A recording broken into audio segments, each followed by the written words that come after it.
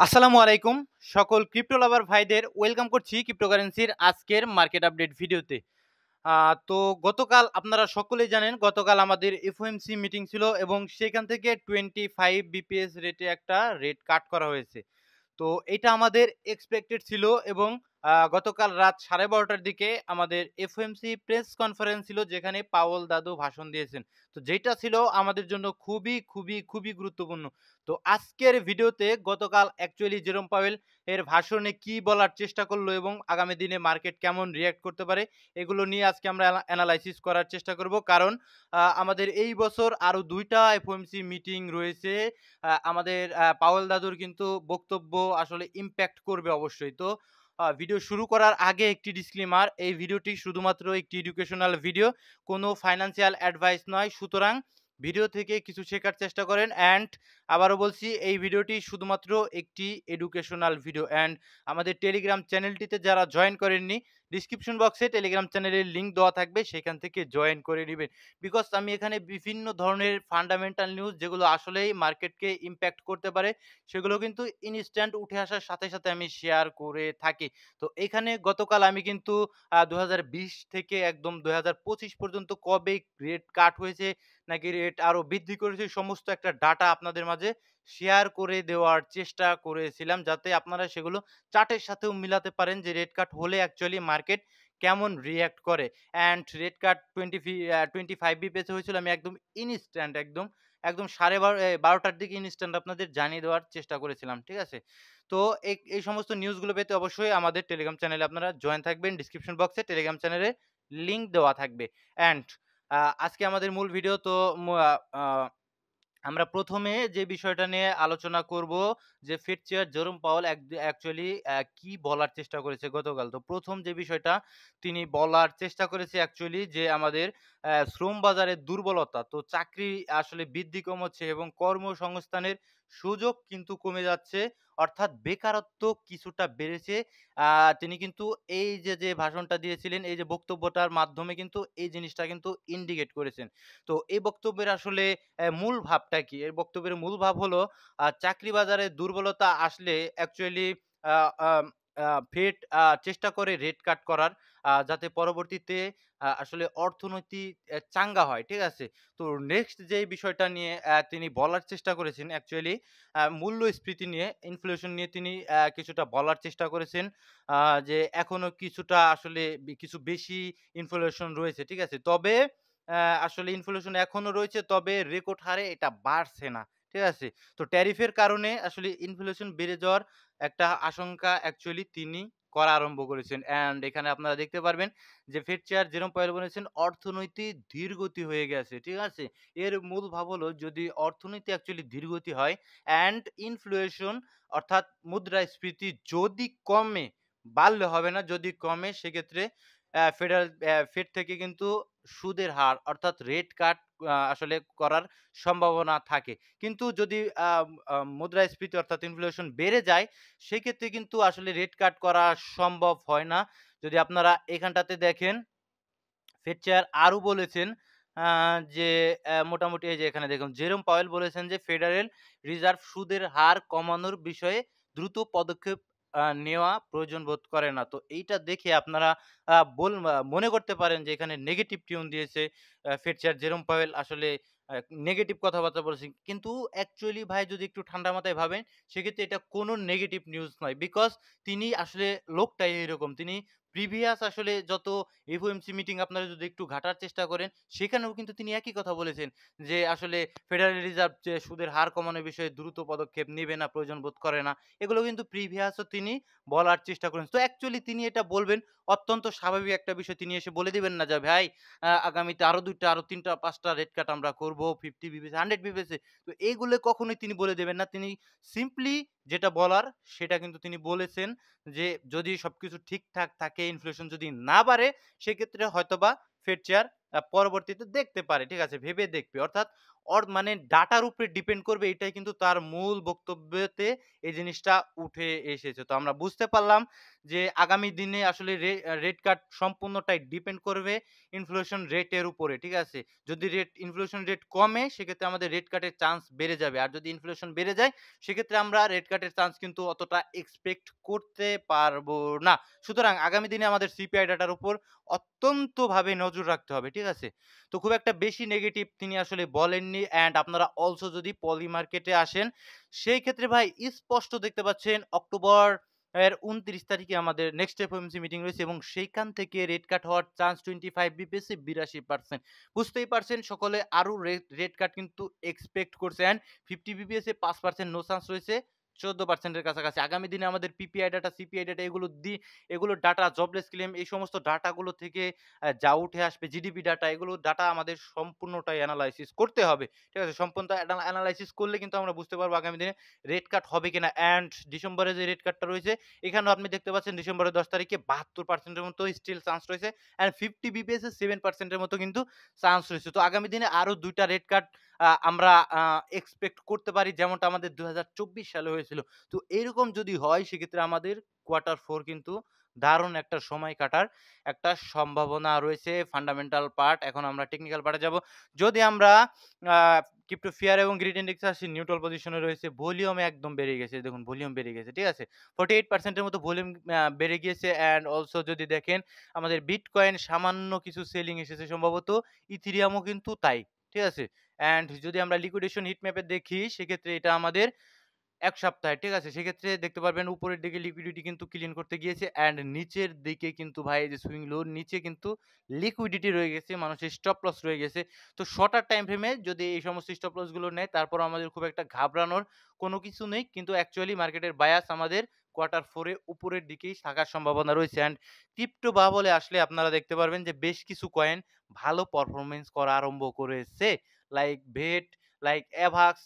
অ্যাবাক্স কয়েনটা কিন্তু অলরেডি দারুণ। আমরা যখন আসলে নিয়েছিলাম টেলিগ্রাম চ্যানেলে, অ্যাকচুয়ালি আমি যখন নিয়েছিলাম আপনাদের জানানোর চেষ্টা করেছিলাম যে ভাই আমি নিয়েছি, আপনারা নিজেরা রিসার্চ করেন। আমি জানানোর চেষ্টা করেছিলাম অনেকদিন ধরে। যারা আছে মার্কেটে আছেন তারা জানেন। ঠিক আছে? মার্কেটে যখন প্রচুর ফিয়ার মোডে ছিল। নিচের দিকে যদি যান সেক্ষেত্রে আপনারা দেখতে পারবেন যে আমি যেই সমস্ত কয়েনগুলো অ্যাকচুয়ালি বাইং করেছিলাম ওই সময় আপনাদের জানানোর ট্রাই করেছিলাম। তো সেইখান থেকে কিন্তু অ্যাভাক্স ভালো রিটার্ন জেনারেট করেছে। আর অন দ্য আদার হ্যান্ড অ্যাপটুস খুব একটা বেশি রিটার্ন জেনারেট করতে পারেনি। ভেটও খুব একটা বেশি রিটার্ন জেনারেট করতে পারেনি। তো এইটাই স্বাভাবিক যে একবারে সমস্ত কয়েনই আমাদের পাম্প আসবে না। আস্তে, আস্তে দেন কিন্তু আমাদের কয়েনগুলো স্লোলি কিন্তু পাম্পিং আসার চেষ্টা করবে। তার মানে এই নয় আমি কিন্তু শিফটিং করব। শিফটিং করব আমি মোটামুটি অ্যাভাক্স আরো কিছুটা পাম্প করে যদি উপরের দিকে যাওয়ার চেষ্টা করে দেন হয়তোবা আমি শিফট করে অন্য কিছু দেখার চেষ্টা করতে পারি। ঠিক আছে? তো আ নেক্সট ডে আমাদের আদার্স এর চার্ট। ঠিক আছে? আদার্স এর চার্টের দিকে যদি তাকান সেক্ষেত্রে আদার্স আমাদের অন্যান্য যে সমস্ত কয়েনগুলো অ্যাকচুয়ালি আমরা হোল্ড করি। দেখুন এটা সিম্পলি একদম ক্লিয়ার আপ ট্রেন্ড এ রয়েছে এবং আপনারা বলতে পারবেন না যে ভাই আমাদের কারেকশন এর সুযোগ দেয়নি। সুযোগ কিন্তু দিয়েছে অ্যান্ড এগেইন কিন্তু উপরের দিকে যাচ্ছে। ঠিক আছে? অ্যান্ড এই ইমব্যালেন্স গুলোকে রেসপেক্ট করুক, আমি এটা এক্সপেক্ট করি। অ্যান্ড উপরের দিকে যদি একটু লক্ষ্য করেন আমাদের প্রিভিয়াস বুল সাইকেলের যে হাইটা সেটা এখন পর্যন্ত কিন্তু আমাদের টাচ করেনি। সুতরাং আদার্স অর্থাৎ আমাদের মিড মার্কেট ক্যাপের যে কয়েনগুলো রয়েছে সেগুলো কিন্তু আগামী দিনে ফেজ 3 তে আমাদের পারফরম্যান্স করার সম্ভাবনা রয়েছে। আর আপনারা জানেন ফেজ 2 তে এখন আমরা যেগুলো বিগ মার্কেট ক্যাপের কয়েন রয়েছে সেগুলো কিন্তু দেখতে পাচ্ছি মোটামুটি ভালো পারফরম্যান্স আ স্টার্ট করেছে। ঠিক আছে? অ্যান্ড নেক্সট এ যদি আমরা ইউএসডিটি ডমিন্যান্স এ যাই, বলেছিলাম রেড কাট হলে অবশ্যই আমাদের কি হবে? ইউএসডি ডমিন্যান্সটা উইক হবে, রাইট? তো ইউএসডি ডমিন্যান্সটা কিন্তু আমাদের সিম্পল দেখতে পাচ্ছেন যে ডাউন ট্রেন্ডে রয়েছে এবং গত রেড কাটের পর থেকেও কিন্তু আপনারা দেখতে পাচ্ছেন এই যে ফল ডাউন করা স্টার্ট করেছে। দেখতে পাচ্ছেন? তো এটা আমি এক্সপেক্ট করব, এখানে একটা ডিমান্ড জোন রয়েছে। ডিমান্ড জোন থেকে কোনো রিঅ্যাক্ট আমি এক্সপেক্ট করি না। একদম নিচের দিকে ব্রেকডাউন দিয়ে অ্যাজ এ ট্রেন্ড ডাউন রয়েছে। নিচের দিকে ব্রেকডাউন দিয়ে নিচের দিকে পড়ে গেলে আমরা অবশ্যই মোটামুটি ভালো একটা মুভমেন্ট মার্কেটে দেখতে পারবো। ঠিক আছে? কোনো ফাইন্যান্সিয়াল অ্যাডভাইস নয়। ভিডিওটি শুধুমাত্র একটি এডুকেশনাল ভিডিও। অ্যান্ড নিচের দিকে পড়ে যাওয়া উচিত বলে আমার কাছে মনে হয় অ্যাজ এ ইউএসডিটি ডমিনেন্স। ঠিক আছে? অ্যান্ড ইউএসডিটি ডমিনেন্স যদি নিচের দিকে পড়ে যায় সেক্ষেত্রে আমাদের অল্টস কয়েনগুলো ভালো পারফরমেন্স করা স্টার্ট করতে পারে। বিকজ এইখান থেকে মানিটা শিফটিং হয়ে অবশ্যই যত ইউএসডিটি রয়েছে, স্টেবল কয়েন রয়েছে, সেগুলো দিয়ে মানুষ আসলে অন্যান্য কয়েনগুলো বাই করার একটা সম্ভাবনা ক্রিয়েট হয়ে যায়। ঠিক আছে? অ্যান্ড আমরা বিটকয়েনের চার্টে কি দিব কিনা আজকে বুঝতে পারছি না। তো বিটকয়েনের চার্টে যদি তাকান সেক্ষেত্রে বিটকয়েন স্টিল ৪ ঘন্টার টাইম ফ্রেমে আপ ট্রেন্ডে, ঠিক আছে? একদম স্টিল আপ ট্রেন্ডে রয়েছে। এই সমস্ত জোনটাই রিজেকশন এরিয়া। তো এই রিজেকশন এরিয়াটাকে যদি ভালো মতো একদম উপরের দিকে যেতে পারে সেক্ষেত্রে আমরা বুলিশ, নিঃসন্দেহে বুলিশ। আর যদি তা না হয় আমাদের ট্রেন্ডটাকে ফলো করতে হবে। Trend is your friend. এখানে যদি লক্ষ্য করেন সেক্ষেত্রে ৪ ঘন্টার টাইম ফ্রেমে স্টিল আপ ট্রেন্ডে রয়েছে। যখন ৪ ঘন্টার টাইম ফ্রেমে আপনাদের এই যে এই জোনটাকে যদি ব্রেকডাউন দিয়ে নিচের দিকে এই যে এরকমভাবে ব্রেকডাউন দিয়ে নিচের দিকে পড়ে যায় সেক্ষেত্রে আমরা ৪ ঘন্টার টাইম ফ্রেমে স্ট্রাকচার শিফটিং পাবো, চেঞ্জ অফ ক্যারেক্টার পাবো, যেটা আমাদের ডাউন ট্রেন্ডের আসলে সূচনা হতে পারে। আদারওয়াইজ যদি এর নিচে না আসে এভাবে আপ ট্রেন্ড কন্টিনিউ করলে তো আমাদের জন্য আরো ভালো। তো সম্ভাবনা দুটোরই রয়েছে। বিকজ নিচের দিকে লিকুইডিটি রয়েছে সেগুলোতে কিন্তু ক্লিন করার একটা চান্স থেকে যায়। আর আদারওয়াইজ অলস কয়েন নিয়ে আমি খুব একটা বেশি টেনশন করি না। বিকজ বিটকয়েন ডমিন্যান্স এর দিকে তাকালে আপনি বুঝতে পারবেন যে কি কারণে আমি আ আসলে খুব একটা বেশি অলস কয়েন নিয়ে টেনশন করি না। তো বিটকয়েন ডমিন্যান্স একদম স্টিল ডাউন ট্রেন্ডে। ডেইলিতে যান, উইকলিতে যান, সব জায়গাতেই কিন্তু স্টিল একদম ডাউন ট্রেন্ডে। জাস্ট ডিমান্ড জোনটাকে একটা ট্যাপ করে কিছুটা রিঅ্যাক্ট দেখিয়েছিল। বাট স্টিল কিন্তু ডাউন ট্রেন্ডে রয়েছে, এটা নিচের দিকে আসার সম্ভাবনা রয়েছে বিটকয়েন ডমিনেন্সটা। তো এটা আমাদের লঙ্গার টাইম ফ্রেমের এনালাইসিস ছিল। শর্টার টাইম ফ্রেমের এনালাইসিস আজকে করা হবে না। আমি হয়তোবা আগামী দিনে ৩০ মিনিটের টাইম ফ্রেম, ১ ঘন্টার টাইম ফ্রেম এগুলোও এনালাইসিস করার আপনাদের চেষ্টা করব। সুমি কয়েনটা ভাই লেয়ার 1 ক্যাটেগরির একটা কয়েন, ঠিক আছে? সুমি লেয়ার 1 ব্লকচেনের একটা কয়েন। অন্যান্য লেয়ার 1 যেগুলো দেখেন আপনারা সেম ভাবেই এদেরও নিজস্ব ব্লকচেন রয়েছে। ট্রানজ্যাকশন ফি মোটামুটি যদি বাড়ে এর একটা ভালো ইউজ কেস রয়েছে। আ ট্রানজ্যাকশন ফি যদি বাড়ে সেক্ষেত্রে নেটওয়ার্ক ফি বাড়লে কিছু আসলে বার্নিং করার চেষ্টা করবে সুমি কয়েনের টোকেনোমিক্স থেকে, আমরা যেটা বুঝতে পারছি। আর চার্টে গেলে আপনি বুঝতে পারবেন নতুন কয়েন এখন পর্যন্ত ভাই আমি টেকনিক্যাল এনালাইসিস করতে পারবোই না। বিকজ এর আসলে আ চার্টটা ডেভেলপ হতে হবে। আপনি যদি একটু আমি যদি জুম করাই সেক্ষেত্রে আপনি দেখতে পারবেন এখানে একটা ইমব্যালেন্স, ঠিক আছে? বুলিশ ইমব্যালেন্স ছিল যার 50% কে রিঅ্যাক্ট করে ইম্পোর্টেন্ট জোন আপনারা সকলেই জানেন।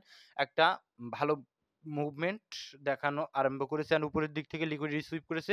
এখন নিচের দিকে হয়তোবা একটা লিকুইডিটি পুল ক্রিয়েট করতে পারে এখানে। দেন কিন্তু আ একটা লিকুইডিটি সুইপ করে দেন হয়তোবা উপরের দিকে পরবর্তীতে যেতে পারে। সল ভাই কি কবে কিনবেন এটা আমি কিভাবে বলবো ভাই? সল আসলে আপনি কি কারণে কিনছেন? শর্ট টাইম ফ্রেম এর জন্য না ইনভেস্ট নাকি ১০ বছর ২০ বছর ভাইটা তো বুঝতে হবে। আপনাকে বললেন আমি সল কিনবো সেক্ষেত্রে আমি একটা এনালাইসিস দিয়ে দিলাম যেহেতু কোনো ফাইন্যান্সিয়াল অ্যাডভাইস নয়। এটি শুধুমাত্র একটি এডুকেশনাল ভিডিও সেক্ষেত্রে আপনি হয়তোবা আ ভুল বুঝলেন। ঠিক আছে? মেটিস কয়েনটা ভাই লেয়ার 2 ক্যাটেগরির কয়েন। এটা এটিএস আমি এক্সপেক্ট করি না। তারপরও মোটামুটি যদি আমি লেয়ার 2 ক্যাটেগরির কয়েন স্কেলিং করে মেটিসের দিকে যদি তাকাই সেক্ষেত্রে আপনি দেখতে পারবেন যে উপরের দিকে উইকলি টাইম ফ্রেমে আমাদের ইম্পোর্টেন্ট জোন সম্ভবত মার্ক করা থাকার কথা যেহেতু আমরা মেটিস কয়েনে এনালাইসিস হ্যাঁ মার্ক করা রয়েছে। এর আগেও আমরা এনালাইসিস করেছিলাম এন্ড ডেইলিতে যদি লক্ষ্য করেন সেক্ষেত্রে ভাই স্টিল কিন্তু আ ডিমান্ড জোনের মধ্যেই রয়েছে। ঠিক আছে? তো সেক্ষেত্রে যদি এখানে একটা ইন্ডিউস করতে পারে, আই থিংক এখানে একটা ইন্ডিউস করার সম্ভাবনা রয়েছে।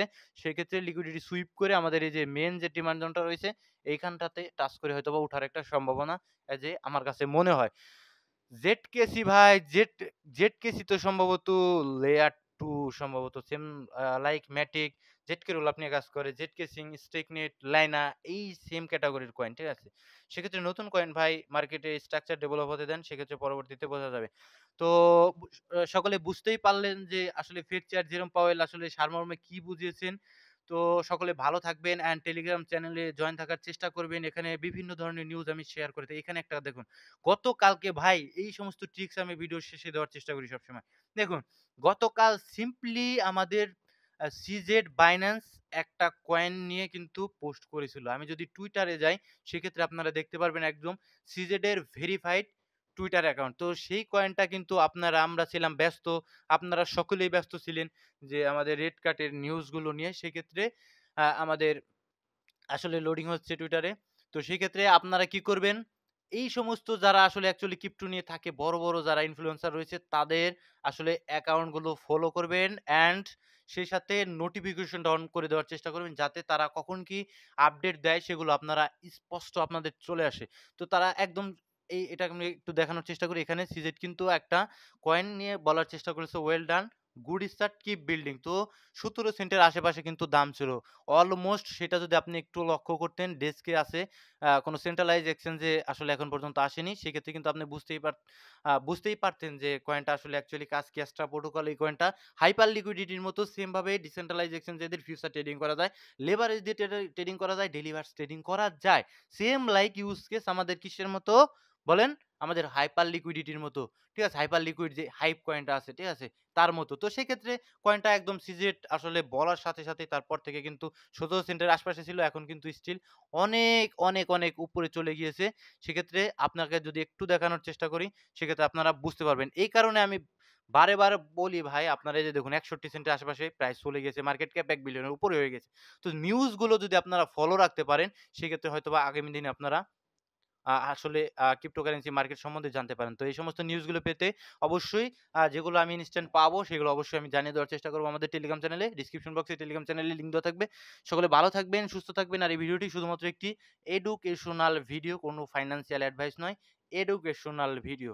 সকলের জন্য দোয়া রইলো। আসসালামু আলাইকুম ওয়া রাহমাতুল্লাহি ওয়া বারাকাতুহু।